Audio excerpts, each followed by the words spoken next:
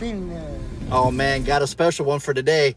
This video, we're going to Oceanside, go Pirates, to the Oceanside Film Festival. They're doing a screening of Thinner with a reunion with the cast and crew, red carpet experience, signing.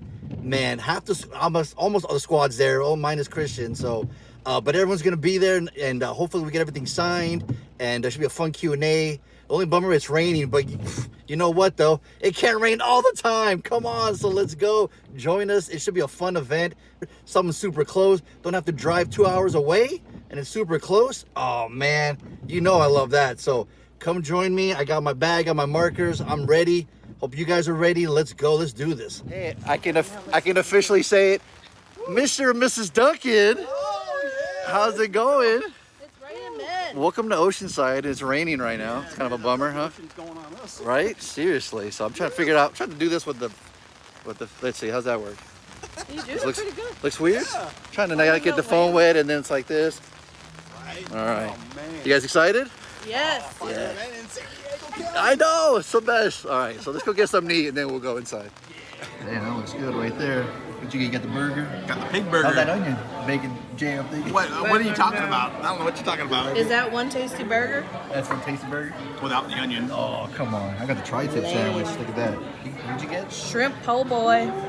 Nice. Mr. and Mrs. Duncan.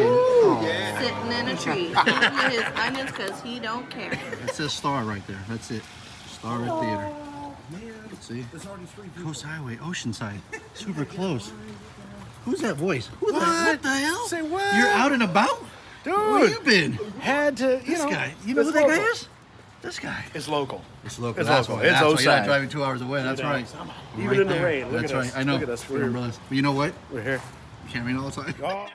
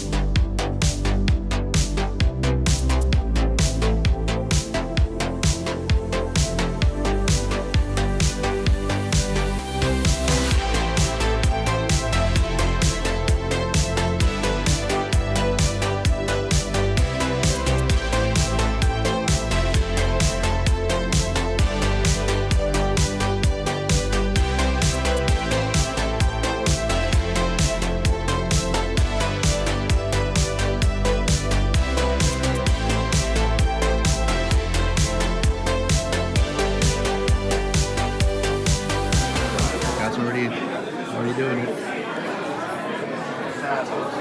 Yeah, man. Yeah, sure.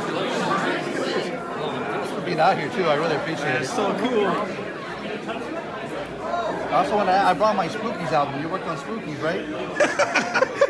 You brought what? Oh my God! You like side of that? I appreciate that. Thank you.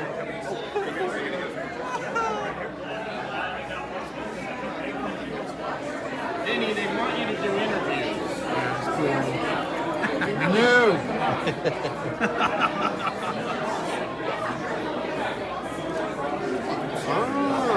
That is legit. I love it. Sweet. Get a quick photo real quick. I'll bring out my Spookies album. Hell yeah.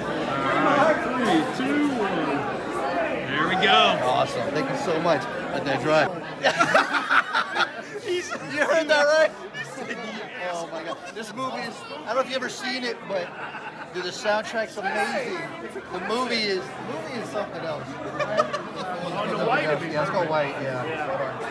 Oh, what is going on? You got the white. Oh, here, take the white out of my Sorry. hand. Okay. Sorry about that. Keep talking about Spookies though, man. So no it's a red. trip. Yeah, let's not go red. Oh, much better. Oh, that's funny. The soundtrack's awesome though. I don't know if you've seen the movie, but this witch. Yes. That's gold. I love it. But you got to see this movie. It's like two different movies in one, dude. It's such a trip. Oh, look at that. I love it. Thank you, buddy. Thank you. Wow.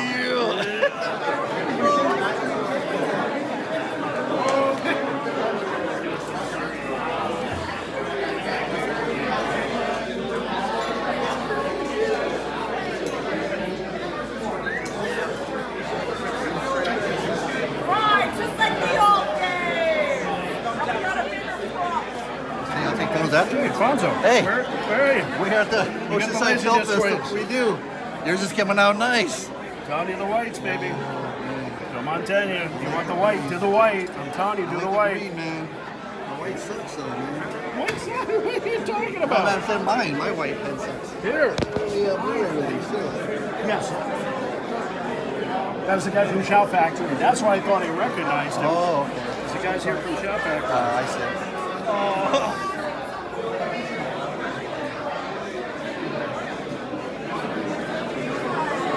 We lost Mike. I don't know where the heck Mike Yeah, went. he went for another drink, maybe. Really?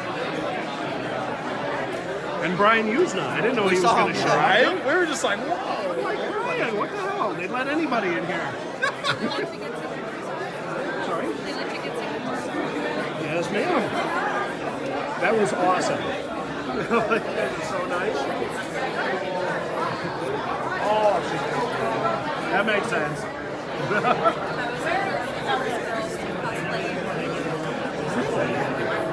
That's cool. Trying. Okay. One more prop? Oh, they left. Where are they going?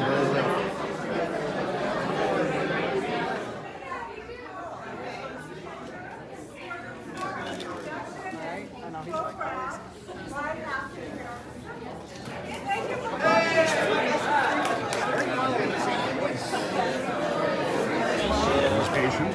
He's waiting. He's poised.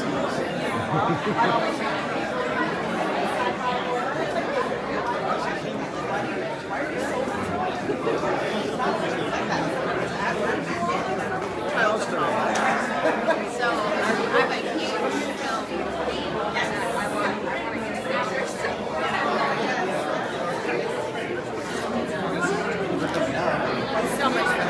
So happy.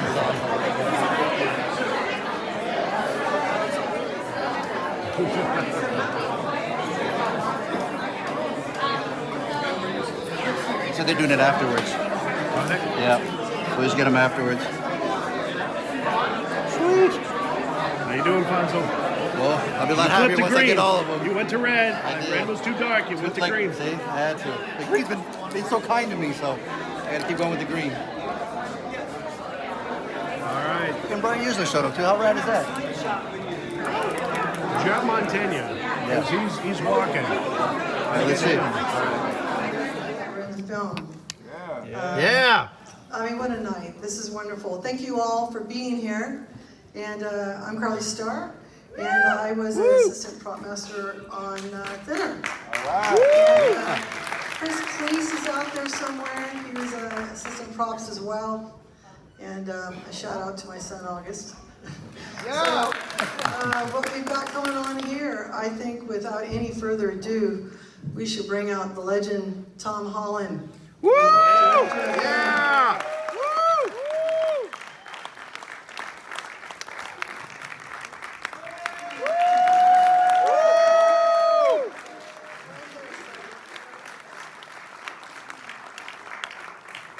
I think this panel would not be complete without Billy Halleck, Robert Yeah. John Burke.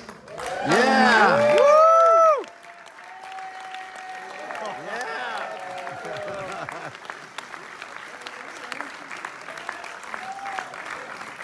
And of course there's Richie the Hammer, or Agent Stoner as well. I think we should bring out Joe Mantegna.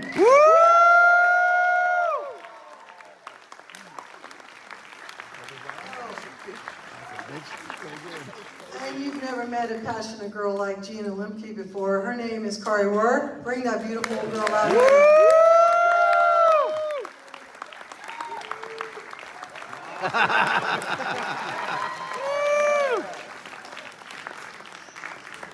how about that makeup? Have you ever seen such gorgeous makeup in a film before? And part of that team is Vincent. Get out here, Vincent Guastini.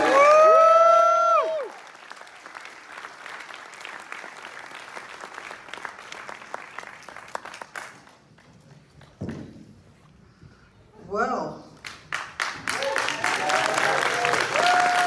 is awesome. I hope you're rolling the cameras. And the property mistress for the movie. Wow. You know, Tom, Kari Starr, everybody!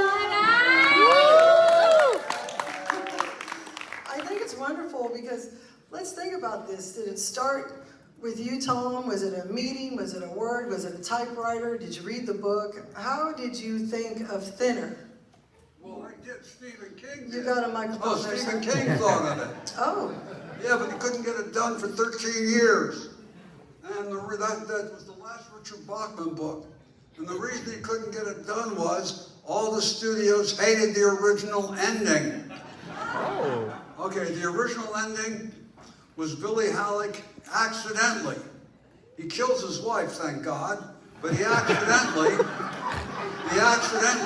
his daughter eats it. And his daughter is the only one he loves.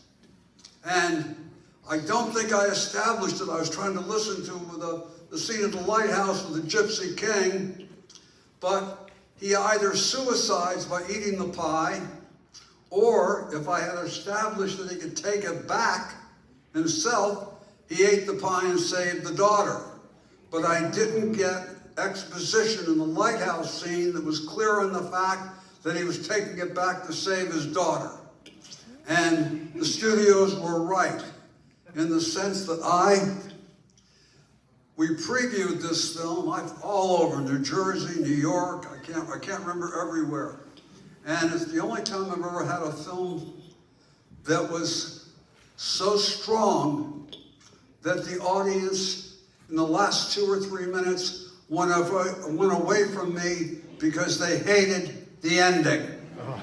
They didn't want Billy Halleck to lose. There had to be some glimmer of hope. And as you look at it, nobody's irredeemable. No character in the movie except the daughter who's innocent. But you can argue that Billy learned this lesson. So at the end, he did redeem himself.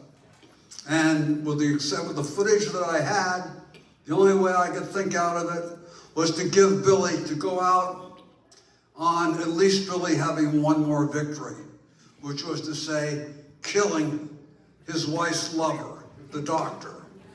And I went out on that, and that substantially improved the reaction in the audience.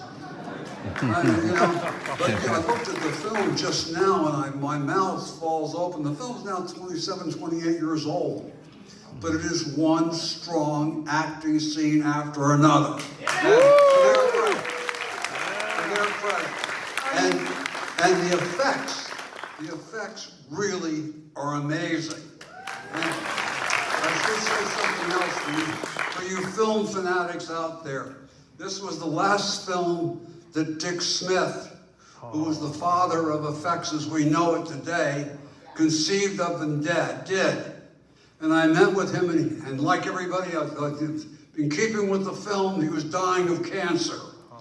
Dick Smith did the makeup on The Exorcist, which literally changed what we thought of as makeup and in-camera practical effects, what they could do.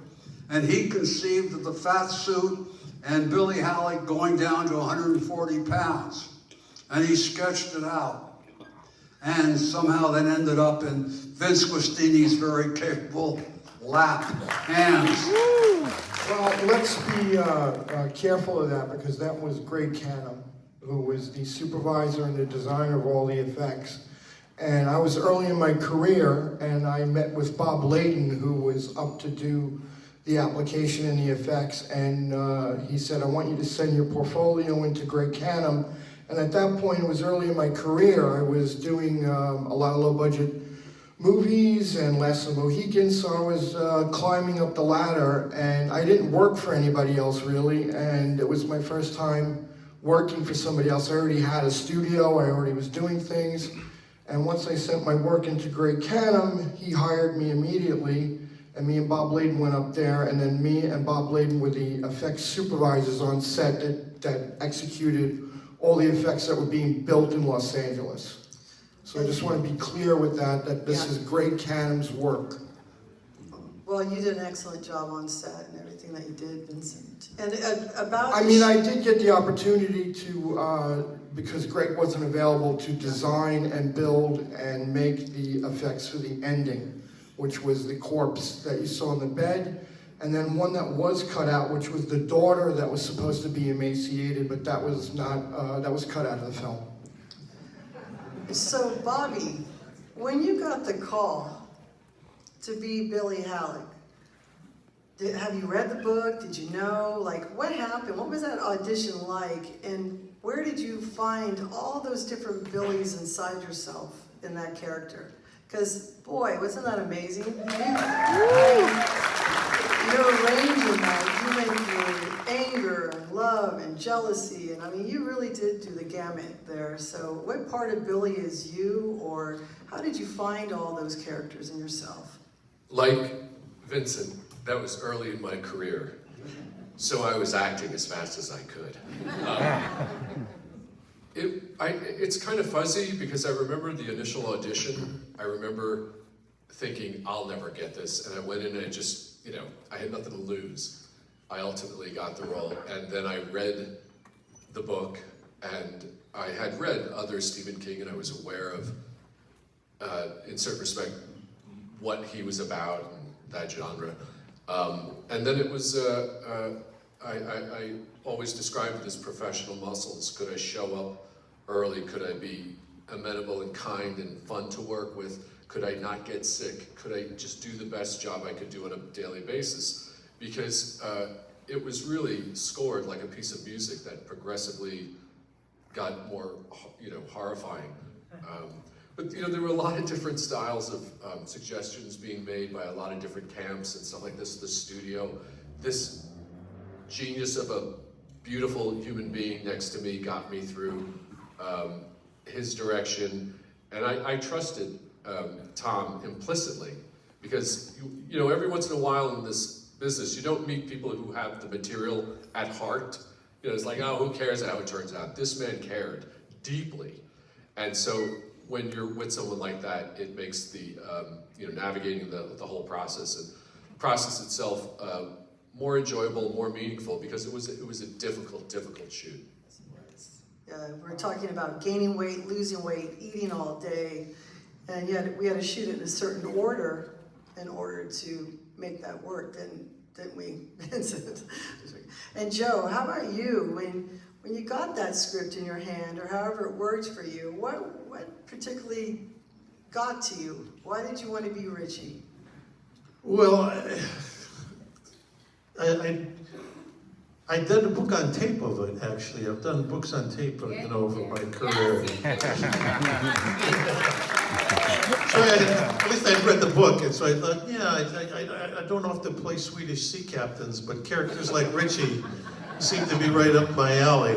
And the thing about it was funny, you mentioned Dick Smith. Dick Smith, speaking of another role that's somewhat in that genre, Dick Smith is the artist who created the ear I wore in Godfather 3 that Andy Garcia bites off in the film, and the blood comes flying out of my head, and I thought so that was my second experience with Dick. But we were just talking earlier about, there was an interview earlier about, somebody asked me, said, what do you think about playing a role like that, of villains and versus, and one thing I will say is this, and I try to do it with this character, and I think we can all relate to that. For me, the trick is when you play a character that's inherently maybe the bad guy, what you try to look for is the good aspects of them. So in other words, to me, Richie was a heroic figure. He was, I thought of him as being heroic. What he did for a living has nothing to do with his moral base. And so he's out to help this guy. And the same thing, like you got a good, that's what I think the brilliance of Stephen King. So you got a character that starts out very, compassionate, very, somebody you care about, with Bob's character, and then turns into ultimately what he turned. So he had to tap into that other side. So that's all. Because you ended up becoming friends, especially in the bathroom scene, It wasn't just a debt anymore. It seemed like you were in it to win it, Yeah. That's what my people do. Our people. How about you, Kari? Like, the research that you did was pretty impressive. I mean, you have a story about how you prepared for Gina, don't you? Well, yeah, I mean, I guess. I got cast in New York City, and we found some, and I gotta say, back in the 90s, there was no PC this, PC that. We stereotyped, we did whatever, but gypsy is not an okay word, nor is the whole Romani culture being stereotyped as gypsies now. But back then, there was people that lived in New York City that were of this Rom, delineation, these people. Considered gypsies in some cultures, and they would tarot card and storefronts and whatnot. And I know I went down, and I think Robert did too, and we met with these people in the storefronts, and before I knew it, in the back of the storefront where they lived, playing with their kids. I was out $500 in like a day. There is a culture to, a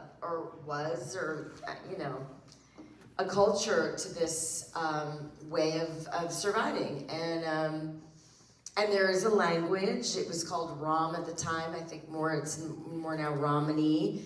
And I learned some of that and hung out with them and their kids and learn that, this is an actual thing. And even though, we made it look fantastical with the caravans and the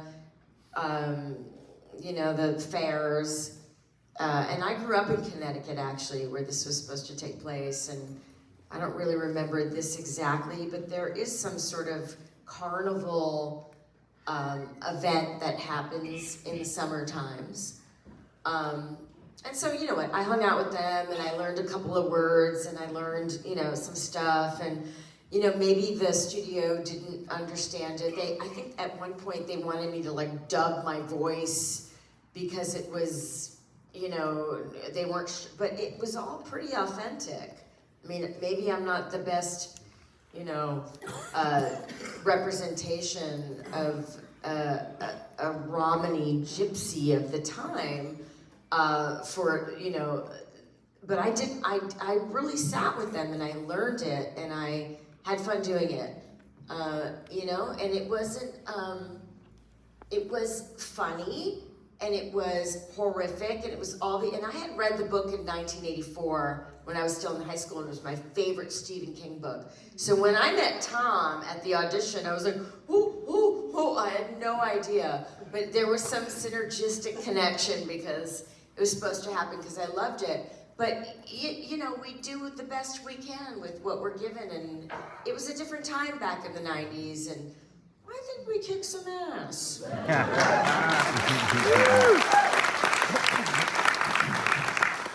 And Vincent, how was Bobby in that makeup chair? How many hours a day? What was going on with those suits and all that jazz? I never had more fun with an actor in my life. I mean, I'm serious. To put up with all that and the jokes and the fun that we've had, even in the rough periods of some of the makeup stages that we had to go through, was a pleasure beyond any experience I've had with an actor since. Right on, that's beautiful. Yeah, how many hours, what was it, 5 hours? What time did you get up? And I would get up at 1:30 in the morning. I would get on a treadmill from 1:35 until I contractually obligated myself to lose 20 to 25 pounds while we were shooting, and I didn't have that to lose at that time. And so then at 2 o'clock in the morning, I get in the makeup chair, and we'd have to break every once in a while.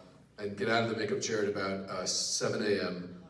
and shoot, 12, 14, 16 hours, and then, wash, rinse, repeat. There's a thing called forced calls where you're required to come back to the set without having 12 hours elapsed. And, it's for health reasons, for safety reasons, but I kept getting my call to show up forced because of time constraints.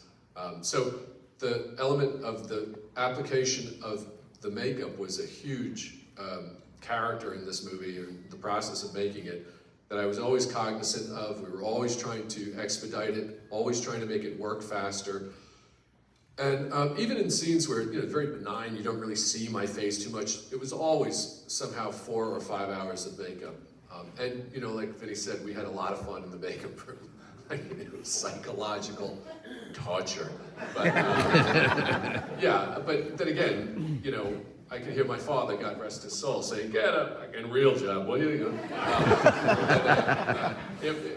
I pinched myself that I could get to do this, and I started doing these makeup jobs, RoboCop and this one, and then another 5-hour makeup job. And I said to my wife, shoot me if I ever take another job like this. So she picked up a camera.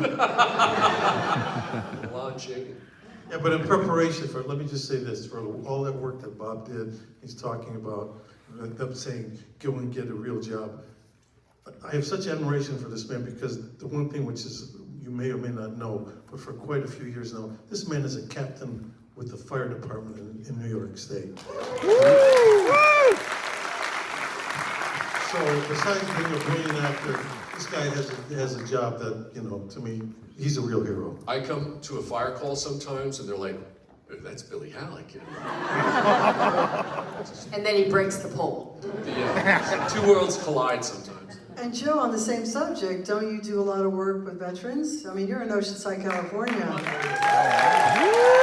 Look, we all have a hot button, whatever it may be. You know what I mean? Whatever people have a passion about things, this, that, and the other. I mean, I have a lot of military in my family, and so, again, for me, people in uniforms, and whatever those uniforms may be, whether it's first responders, whether it's people in the medical profession, people in the military, people who, when they go to work every morning, they're not necessarily guaranteed that they're going to come home at night, whether they're doing a job that is somehow beneficial to others. I mean, we make believe, and hopefully we make people laugh, make them cry, when we entertain them. I feel very blessed, and I'm sure speaking for all of us, we feel very blessed to have had the professions we have. But I figure the least we could do is pay back to those who, I played a lot of incredible, noble characters in my career, cops and this and that, and that currently the FBI and whoever it may be. But my respect goes to the people who really do that job every day, and so it's a privilege and an honor to portray characters like that. I mean, you did have an amazing cast. Even your son was in the movie, Tom. So, right, Josh Holland? And what do you feel about the tone? How do you think it turned out? Do you think it was true to the book? What were you after? Did you sit at the dailies and go, yes, we've done it? Like at the end of this film, what do you love about Thinner? I thought when I first got involved in it that it was a character study in horror, and it also played into body horror, which wasn't a genre then, but it is now. And it had so many elements, but it was an acting script. It was a script for actors. It would not work without having terrific players. And I got very, very lucky. And I just really cast well. And the tip of the hat to Leonard Finger, who was the casting director. Yeah, Leonard. Yeah. And I look at it now, and I haven't seen it for a long time. And it's a testament to actors playing character. It isn't plot. I do have a question. Whatever happened to Richie the Hammer? Oh, I'd like to think that Richie retired to Florida, did okay, you know, whatever. But yeah, I think there was a version though. There was a version where they found my car and then they found my hand. Yeah, or I something. have a picture of myself holding your hand with your pinky. Yeah, ring. like We shot it in a glove box. The shot is missing. I know that I shot the severed hand. Richie's hand severed, and I featured the ring so you would know it was Richard the Hammers. And that's how you know Richie had died.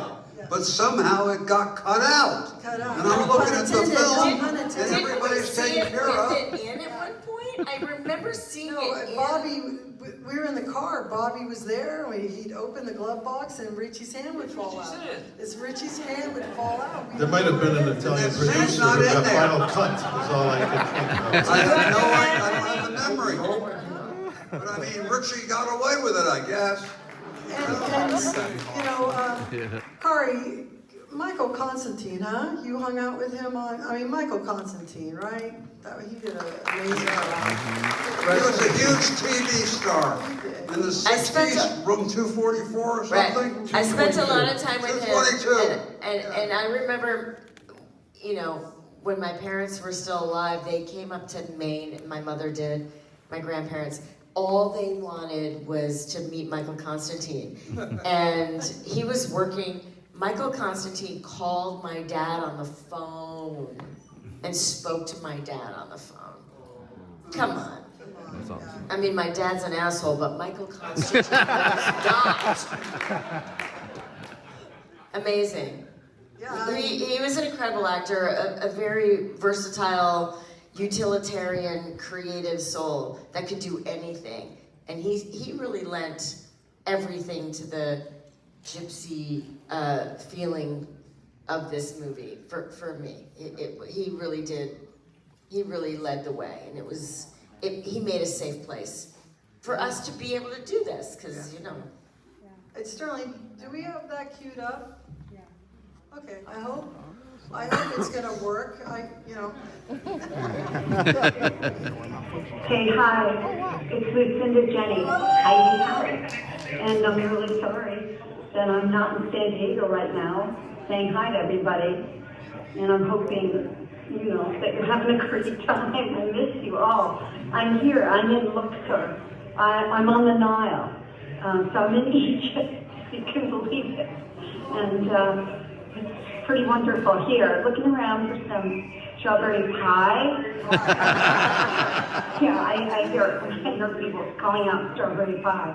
I'm not finding any, but there's some pretty fabulous baklava. So anyway, next stop is Cairo, and then over to Jordan and Amman. So I won't be back for a while, but I miss you all, and I hope you're having a great time. And bye-bye from Lucinda in Egypt. Bye. Lucinda Jenny, Lucinda Jenny. All right, honey, be safe. Does that bring up any emotions, Robert, at all, seeing her? She was wonderful. Yeah. A pro, when you're in this makeup and everything, and you're on set, you find this a lot, people going, just watching you to see if you're okay. And she was always kind of like, are you okay? I'm like, I'm fine. Are you really? I'm like, yeah, it's great.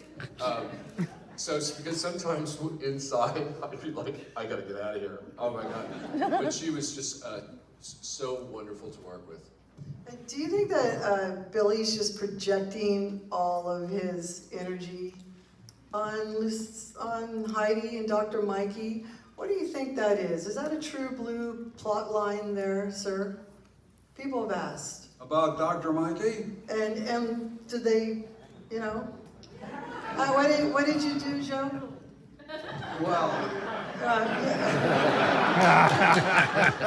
in the book, he doesn't get it in the end, Dr. he Mikey. doesn't hit that in the Well, he book. gets away with it. Did it come out? Black over Yeah. Okay. I'll trial and error because I brought Sharpies, but they always go out. So sweet. Thank you for this, man. No problem. And then Alanis Morissette too. That was a huge surprise when the movie came out. We're like, what? That's hilarious. Oh, that came out great. Thank you.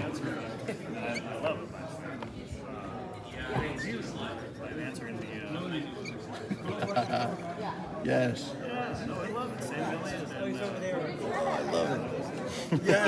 Yes, I love it. Thank you so much, man. You rock. I appreciate it. No Thank problem. you. Check that out. We got Tom Holland taking pictures with everybody. We got Vincent effects. We got Robert Burke over there hanging out. Kari still hanging out.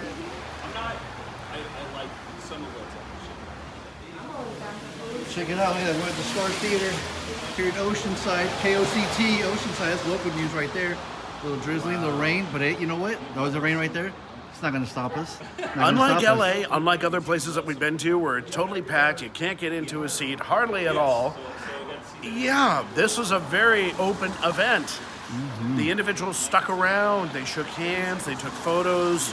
They talked Wonderful, to people. wonderful. It wasn't just like boom, bye. Exactly. They would talk to you, yeah, and ask you, like, you know, where'd you come from, like, you know, and stuff like that. It was really cool. How do you know about my life history with movies? Right, yeah, exactly. You're like, oh, man. My whole filmography. Yeah, when for Vincent, I brought that. He goes, man, you brought, man, I'm so full. Yeah, you brought all this. This is so cool. It's like, of course, we had to. Like, you guys, you don't know the Monster Squad. That's how we do. You guys come out here more often.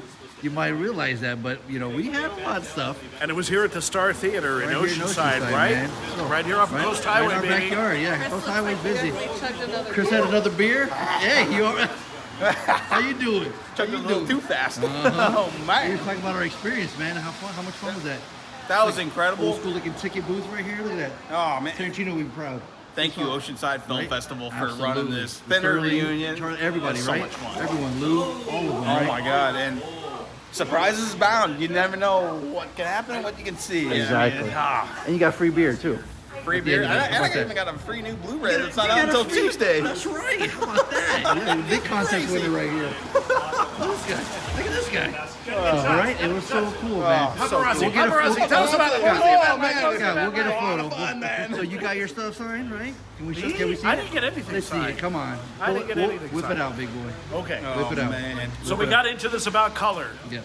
Someone decided to go green. About colors? Someone No, don't get them started. Don't get them Someone started. decided to go green, go some. I don't know. I'm digging the white. The white does look sharp. You know? I dig the white. It's got the white I like font how on that the pops. thinner. Look at how that pops. I like that. It does. So in fact, yeah. And you got Sure everybody. Tom Holland, Joe Mantegna, Kari Wuhrer, then of course Burke, and Wait, did you get the one who did the props The on prop the master. pie? Carly Star Brewed on that. I did The one who not. hosted the event. Did you? Yep, I got her. I did too. I got her. I did. How about that, man? Oceanside Film Festival, dude. How cool is that? Thinner that was so screening. much fun. You had to drive so far. You don't have. It won't take you that long to get home. Right? You Oh, got you Anaconda, got but it. didn't get signed. You didn't get Anaconda signed? Oh no, because I got the receipt right here to return it. All right, I'm back from the screening and hanging out with everybody. So good to seeing Savage Scott again, and Mr. and Mrs. Duncan, Chris and Amy. Always fun seeing you guys. And Christian, where were you at, buddy? You were missing. The whole squad was there, so you're the one missing. But don't even trip. You were there in spirit with us. Don't even trip. But yeah, so much fun. The Oceanside International Film Festival presents Stephen King's reunion screening of Thinner. Now, it was postponed because it was supposed to come out in June. But, you know, things happened and they just rescheduled it to Saturday, January 20th at the Star Theater in downtown Oceanside.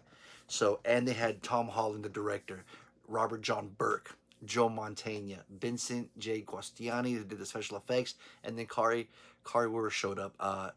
She was a special guest announced later on, pretty close to the screening time actually. So in update 1/15/24, yeah. So recently, a couple of days ago, she was added. So really cool for her to show up as well. And what a fun screening, man! It was. I hadn't seen that movie in forever, like the old school, like when I was a kid, like late night HBO screenings, right? But to see in the theater was a lot of fun with the audience. It always kills. So then followed by a cool Q&A that you guys saw. But let's just get down to it, man. Let's get down to why we went there. And took my laser disc. So yeah, if you guys saw, Scott had the same one. He went with the white to match the font. I totally get it. But I'm digging the green with the purple. And the green was so good for me last time. with Spider-Man. So I'm like, you know what? And everyone that kept coming up like, man, I really love that green. And I'm like, you know what? I do too. So Tom Holland had previously signed it before. So I wanted him to sign over it, and he did. So he hooked it up there. So I got Tom there, Kari there, Vincent there, and then the woman, one of the hosts that runs the event. She was a prop master in the movie Carly. So I got her to sign there. I got Joe Mantegna right there. Unfortunately, he had to go at the very end, so I couldn't even get a picture with him because he was out of there, man. And then Robert Burke right here, and then Kari up there. So look at that. Look how good that came out, man. So stoked. So I'm just glad I got him before he left because he dipped out so quick. And since Vincent was announced and he is a special effects artist, so you know we had to look up his IMDb and see what other movies he's worked on. So I happen to have this soundtrack. One of the very first vinyls I ever bought were for Spookies, and when I brought that to him, he wrote The Witch, and I don't know why he signed on the. I mean, you can see it. It's kind of odd, and I went with the white, and then he signed on there. I was like, there's all this room right here. Why did they do that? I don't know. But I got him. It was cool. But when he saw this, it brought he's like, you asshole. Like, he just thought it was so funny. He's like, hey, I brought Spookies. You mind if I'm signing? He goes, yeah, bring it over. If you guys see in this movie, it's not a good movie. The effects aren't kind of cool, though. The effects are pretty rad. But it's like two separate movies. It's so bizarre. But this music is awesome, actually. The music, the soundtrack to this is rad. Movie is something else, boy. So I'm just glad he got that signed. He was cool enough to sign that for me. But so man, who else was there? Man, but Robert John Burke, who played RoboCop in RoboCop Part 3. Another one, not the greatest, right? But dude, come on, man. He's RoboCop, man. I already met Dr. Weller, Dr. Peter Weller, and I added a RoboCop 3 on the Blu-ray. Did on the slipcover because I was like, you know what, slipcover's cool, man. And he signed right there. And he wrote Robo 3. Love that. Boom, got him on there. What else did I bring? You know I bought a bunch of stuff. You know I bought stuff. Oh, real quick, Chris hooked me up with the Raiders of Atlantis by Ruggero Deodato. Severance. So thanks, man. Should be fun, man. 7 movies. You know what you're in store for, man. So then who else? Oh yeah, so let's go back to Vincent again. So he, when I brought these, I'm like, hey, do you mind signing these? He goes, oh yes, I love that. He goes, something I worked 100% on. So, because on Thinner, it was Greg Cannon was supervising, and he worked, he did some of the effects. But on this one, man, it's all him. And check it out, he wrote Snoogans right there. I love that. I love the orange, came out nice on that one. So stoked on that one. And then on Dogma, I'm like, he tried the orange a little bit. I'm like, nah, it's not gonna work. Let's go with the black deco. He wrote It Stinks on the freaking poo monster for Dogma. So, man, I'm like, dude, just classic, Kevin Smith movies back in the day, Jane Silent Bob and Dogma. Love that. So, I never thought I'd get him signed. So, now if I can get Kevin and Jay Muse on him, man, I'll be stoked, dude. I already got, that's so freaking rad. I brought stuff for Joe Mantegna, but again, he bounced, so I'm not even going to trip. So, but Kari was there. She was surprised. And I'm like, you know what? I got these movies laying around on DVD somewhere. So let me look up Higher Learning. Boom, that she was in. One with the orange on the black. Right there. And she goes, oh, Higher Learning. I'm all, yeah. I'm like, probably couldn't make this movie nowadays, huh? She's like, nope. And then I bring up Anaconda, man. Oh, yeah. Because I had to, man. I love that movie. It's I know it's not the greatest, but John Boyd's a trip in that movie, man. And J-Lo and Ice Cube, Owen Wilson.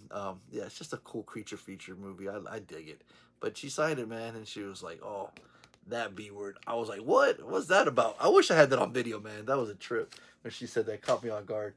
But, man, what a fun screening for the Thinner. I'm super stoked how this came out. Loving the green on that purple, man, blue. It came out so nice, man. So much fun hanging out with the squad. And actually going to an event close by is always a plus, man. We had lunch beforehand. We had a really good lunch. And then we had dinner afterwards, and that was a lot of fun. And then everyone gets to drive home and be home like super early. I love that. Love going to LA and doing those signings there. But to have one close in my backyard, man, I can do that all the time, all day long. So, man, so Oceanside International Film Festival, thank you guys. Thanks to everyone that showed up, everyone that's a part of it. Sterling, Lou, Carl, all you guys that are running it. You guys ran an amazing fest. And the actual festival starts in February. So They're gonna have some cool, like, shorts and stuff like that. So keep an eye on their website if you want to check any of those out. But man, so much fun. Thank you guys, man. Thank you guys for watching this long. I really appreciate it. If you guys already haven't hit the like button, smash that like button. Smash that subscribe button. Hit the notification bell to get notified when another video drops. Because the next videos are going to be Creep by Econ. I mean, those are the big ones right there. So get ready for those. But for this one right here, man, it is out. And it did finally stop raining because you know what? It can't rain all the time.